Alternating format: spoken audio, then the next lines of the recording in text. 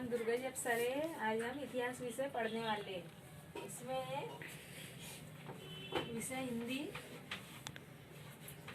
नहीं विषय इतिहास,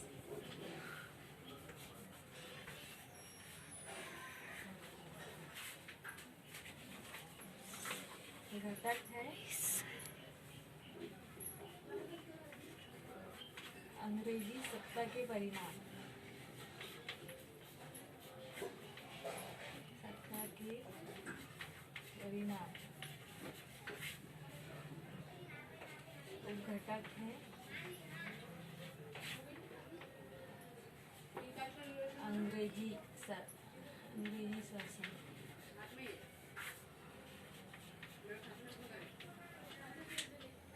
वर्ग 8।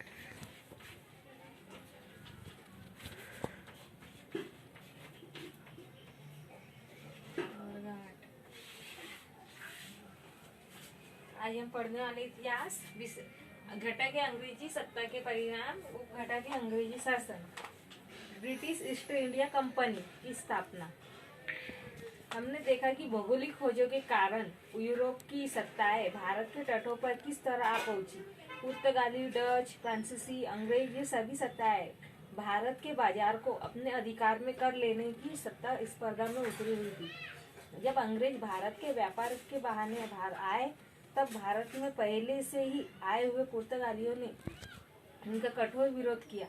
कालांतर में अंग्रेज और पुर्तगालियों के बीच मित्रता के संबंध स्थापित हुए और दोनों के बीच का विरोध कम हो गया। परंतु भारत पर अपना वर्चस्व स्थापित करने की स्पर्धा में अंग्रेजों को फ्रांसीसी, डच और स्थानीय सत्ताधीशों के विरोध का सामना करना पड़ा। ये पहला पॉइंट। दूसरा, अंग्रेज और मराठे। मुंबई अंग्रेजों का पश्चिमी भारत का प्रमुख केंद्र था। उसके आसपास के प्रदेश को अपने अधिकार में कर लेने का अंग्रेजों का प्रयास था, परंतु इस प्रदेश पर मराठों की बड़ी मजबूत पकड़ थी।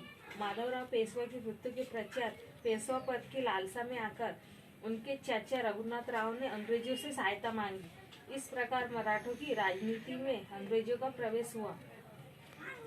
1774 से लेकर 1818 के बीच मराठा और अंग्रेजों के बीच 3 युद्ध हुए।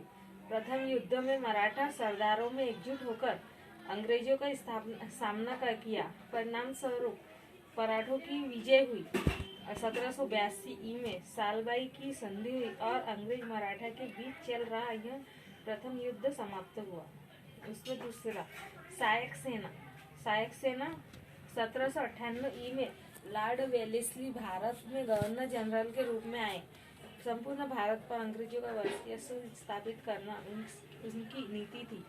इसके लिए उसने अनेक भारतीय सत्ताधीशों के साथ सहायता लेने सहायक सेना के समझौते किए। इस समझौते के अनुसार भारतीय सत्ताधीशों को अंग्रेजी सेना की सहायता का आश्वासन दिया गया, परंतु इस सहायता के लिए कुछ शर्तें रखी गई। इन शर्तों के अनुसार भारतीय राजाओं को उनके राज्य में अंग्रेजों की सेना रखनी होगी। इस सेना के व्यय हेतु नगद राशि अथवा उनकी आयकर प्रदेश कंपनी को देना पड़ा। भारतीय शासक अन्य सत्ताधीशों के साथ अंग्रेजों की इस मध्य स्थापना से ही संबंध स्थापित करेगा। अपने दरबार में अंग्रेजों का रेजिडेंट प्रतिनिधि रखना होगा। भारत के अनेक सत्ताधीशों ने इस संधि को स्वीकारा और अपनी स्वतंत्र खो बैठे। 1802 में बाजीराव द्वितीय ने अंग्रेजों के साथ सहायक संधि की। यह संधि वसई की संधि के रूप में प्रसिद्ध है, परंतु यह संधि अनेक मराठा सरदारों को स्वीकार नहीं थी। फलस्वरूप अंग्रेजी और मराठों के बीच दूसरा युद्ध हुआ। इस विजय के पश्चात अंग्रेजों का मराठी राज्य के हस्तक्षेप बढ़ने लगा। यह हस्तक्षेप बाजीराव द्वितीय को असह्य हुआ, अतः बाजीराव द्वितीय ने अंग्रेजों के विरुद्ध युद्ध की घोषणा की। इस युद्ध में उसकी पराजय हुई।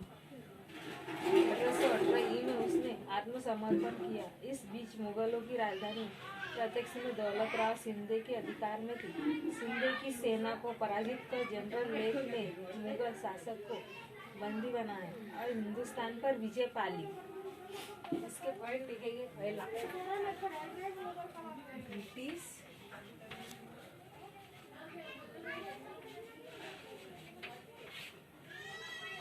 ईस्ट इंडिया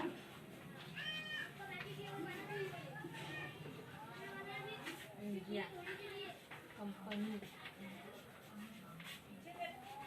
की स्थापना।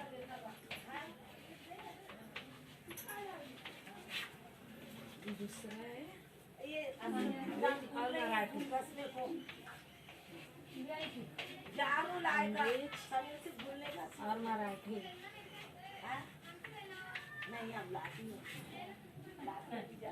तीसरा सहायक सेना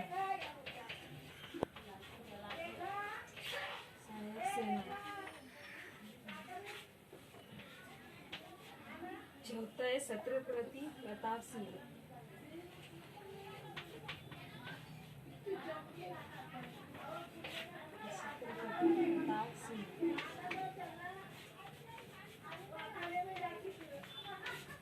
प्रताप सिंह चौथा कौन है?